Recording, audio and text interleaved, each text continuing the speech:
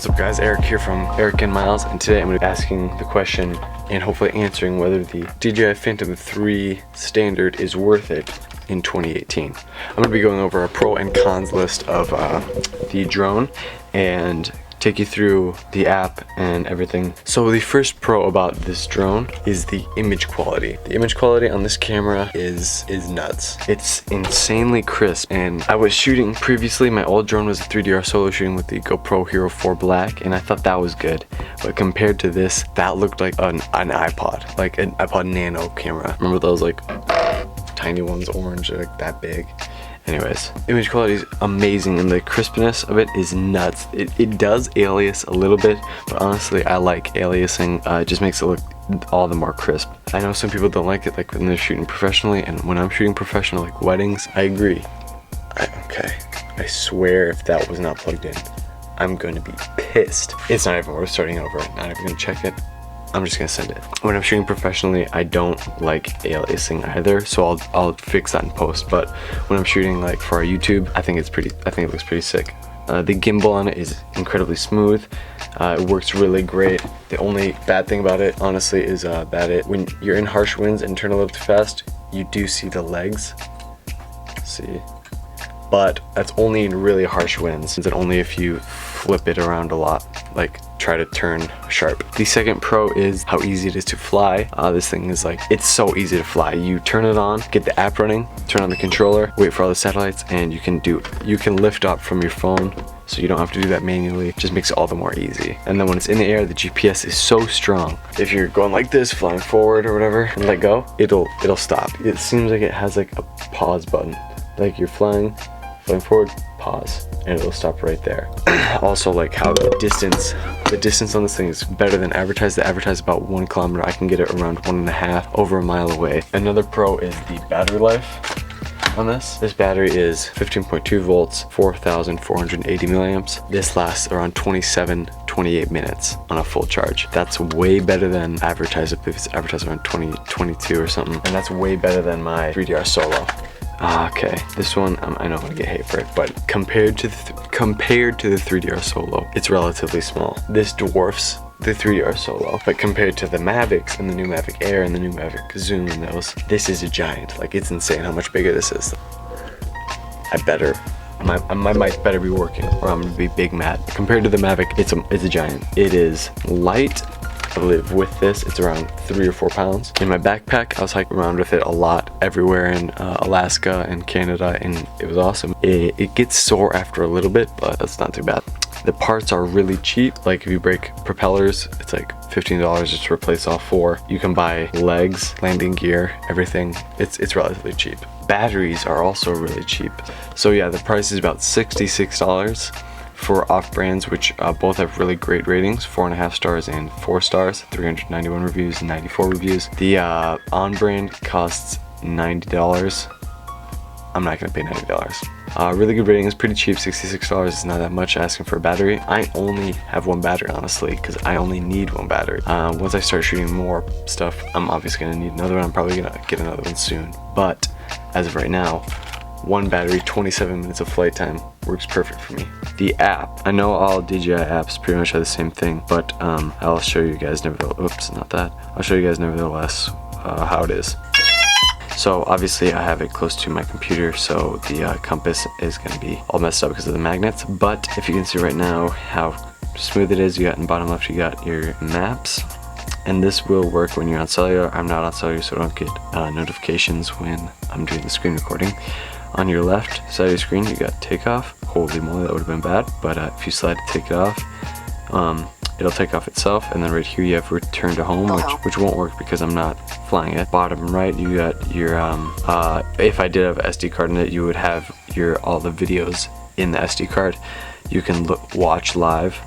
And then top, you pretty much just got all your technical stuff: battery, satellites, remote connection, Wi-Fi connection, the GPS. Yeah, oh yeah, one thing I forgot to tell is the stills. 12 megapixel stills, really good, other than the fact that it does get a little noisy at night. Like near sunset I was shooting, it got a little noisy, but the shots were still perfect. I can take down the noise in a little bit. Oh my gosh. But yeah, it was pretty noisy.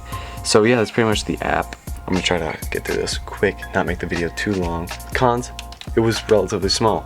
Now the con is, it's big. It takes up a lot of space in my backpack so I can't take everything I need. This is my backpack, and I'll show you guys the layout. On this side, I like to keep my tripod inside my backpack for some reason. I don't know, I'm just like that. I have my camera right here. I have my lens right here. I have my wind muff, my mic right here. And then when I need my DJI, it takes up a crap load of space in here with the controller and everything. I have this filled up, right here is filled up with my light, and just there's a lot of stuff needs to come out when I want this in the backpack. But recently, when I'm just like gonna go exploring, I keep my drone in my car with this Depth Stack DJI Phantom 3 holder, which holds everything I need. The controller goes right here. The drone goes right up here. Once those are in, battery just fits right there. I like to leave my battery out so I don't actually accidentally turn it on and burn out the motors in my drone when this is on my back. I just put the props right in there on the side, close it up, and it's ready to go. I can just carry this around with me, or I can leave it in my car. When I'm with my friends, I usually have them take that up, and then I just take up my camera backpack and shoot that. The setup time also isn't the greatest thing. It'll take me about 2 to 3 minutes to take it out, set it all up, and get it up in the sky for it to get satellites and everything. In Alaska, it kept on going into ATTI mode when I was in the air, and this is only in Alaska. I don't know why. For some reason out here, my drone has a bunch of troubles with the connecting to GPS. Like it'll get like a bunch of satellites, but then when I fly up and like it goes into like non-GPS mode, like ATTI mode. It like loses the satellites when it gets in the air. Really confusing. And it only happens out here in like the country. The controller is not that great. The phone, you can only hold the phone. Do you see that small thing? Little clips. Those things get flipped around super easily, and you need them on certain things just to take them off and get GPS. These things get flipped around so much, and you need to have them a certain one just to connect to GPS. They're not even labeled. So like, I have to figure it out myself. I don't even know which one is memorized. I don't have this memorized. Nice little battery thing. Yeah, it's not the greatest thing. It's giant, it's cumbersome, it's just a pain. But it gets done when I need it to get done. Another giant con. It's huge. It doesn't shoot 1080-60, it only goes up to 1080-30. That is something big to me, like really big. I really like shooting 60. For my price range, I don't have anything that can get up to 60. It isn't a deal breaker because I still love the drone. I still use it. It works exactly for what I need it to work. But for it to work more, I would love 60, at least 60. So yeah, it's pretty much all the stuff I can think of as of right now for pros and cons. So my previous drone was the 3DR Solo, and that thing, I loved it. It was my first professional drone, GPS professional drone, but there was so much wrong with that thing. The GPS sucked. The camera quality, because it was a GoPro, wasn't that good. I'm not gonna shoot GoPro video for a wedding. How much bigger it was just, the thing was giant. The batteries were and the gimbal were the two things I really loved about it. The gimbal was way better than the DJI's gimbal, I'm just gonna say that. And the batteries, and costed a lot less. This drone overall, way better than the 3DR Solo. There are things worse with this drone than the 3DR Solo, and there are things better with the 3DR Solo than this. But overall, this is way better. Compared to like the Mavic and stuff, those, if you have the money, get the Mavics, 100%. But if you're on a tight budget, these things are about $300 on eBay. I got this one for about $275 on eBay, I believe, with the backpack. Really good deal. I'd get this over the DJI Spark, even though the DJI Spark is a lot smaller. So, because this is more professional, the image quality is a lot better. The DJI Spark, I'd get this. The Mavics, if you have the money, get that.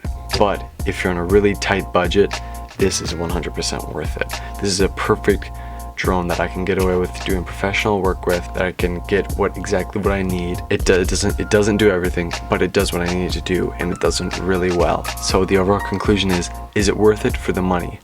Yes, 100%. If you have the money for the other things, get a Mavic, get a Phantom 4. This thing still holds up DJI name, even though it's a couple of years old. That's pretty much all I got for this video. Check out the one I did for the 3DR Solo. Like, comment, and subscribe for more videos. Check out our other stuff. Check out our more professional stuff. We do a lot of exploring, urban exploring on this channel. Started doing professional work, weddings and such. So yeah, we got a lot of stuff going on. Just check it out.